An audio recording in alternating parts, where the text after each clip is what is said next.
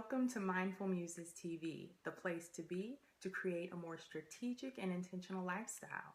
I'm your host, Dr. Tanika Etienne, the psychologist with the Ego-Free PhD.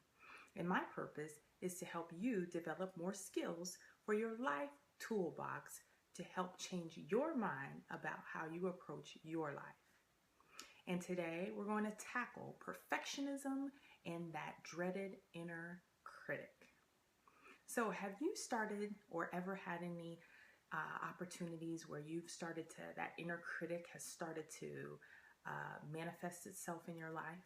You'll usually start to hear this inner critic popping up when you're stepping outside of your comfort zone or when you're trying something new.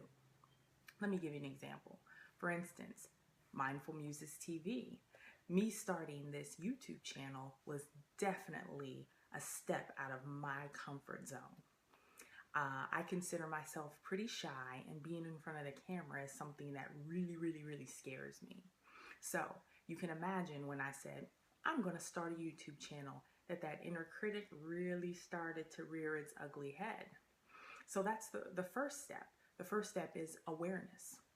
That was one of the first things that started to happen. I became aware of that inner critic starting to rise and that dark cloud starting to come over my head when I said, I want to do this YouTube channel. So the first step, like I said, is awareness. So what's the second step? Is really starting to identify those triggers, because triggers are usually that first step to when negativity starts to creep up. So in my instance, when I started thinking about this, starting this YouTube channel, the triggers that started coming up were, Tanika, really? Nobody wants to listen to you. Who are you to get in front of the camera and talk to people? You're shy.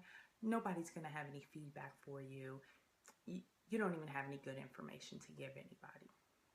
So I'm going to challenge you to do what I did. I started to write down all those negative things, all of those triggers. All those triggers I started writing down, every single one of them, and really starting to identify where are they coming from. In my case, they were coming from a place of fear because, hey, I'm doing something that I've never done before. So in your case, they might be coming from a place of fear, or they might be coming from a place of hearing some other people in your life or in your past who didn't quite believe in you. For instance, it could be a parent, could be a cousin, an auntie, an uncle, possibly a teacher or professor. Whatever it is, I want you to begin to write those things down so that you can really start to identify where they're coming from. And the third and most important step in all of this is to simply take action. This is one of the biggest things that you can really do to start to silence that inner critic. In my case, all of these things were popping up in my head. I was terrified. I had all this fear. And I said, you know what? I'm going to do it anyway. So here I am on my own YouTube channel, delivering all of this information to you guys that I hope you're finding very valuable and important. So now it's your turn to take action. I want you to head over to my blog and leave me a comment. Here's some things to ponder. Have you ever found yourself in a situation where your inner critic really stopped you dead in your tracks and you couldn't move? What kind of things would you do this next go round so that if it starts to pop up again, you can really start to see some success? And as always, if you like this video, please click like.